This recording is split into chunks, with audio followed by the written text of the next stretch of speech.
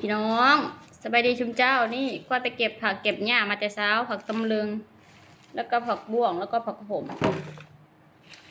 อันเมื่อวานนี่ทุกคนมีคนเรามาส่งของนะชุมเจ้าเพิ่นมาส่งของข่อยแหละของน่ะก็ราคาบ่ได้แพงดอก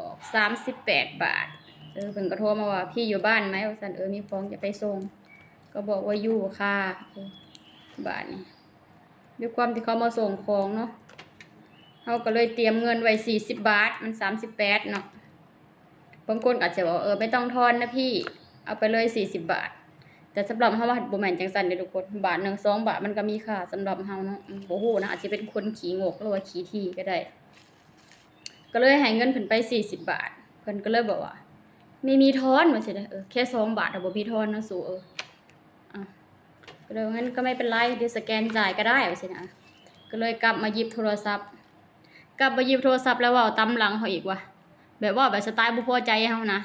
วันหลังน่ะเตรียมเงินไว้พอดีเลยนะว่าสิแหละไม่ต้องให้รอว่าสิแหละพวกของมันแค่38 บาทว่าซั่น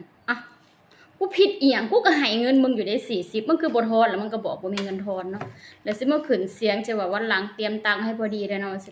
ไม่ต้องให้มารอว่ากูสิเข้ามาเอาโทรศัพท์ไปสแกนจ่ายให้มึงไงเนาะก็ในเมื่อมึงบอกว่า2 บาทมึงบ่มีทอนมันบ่เป็นตาสร้างเจ้าพนักงานส่งของบางคนก็ได้เนาะ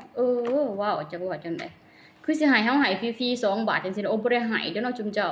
บาท1 2 บาทไปเก็บตรงหนทางนี่บ่ได้เด้อเพิ่นสิหาได้จนเหือแตกย่อยเอาเด้อเนาะ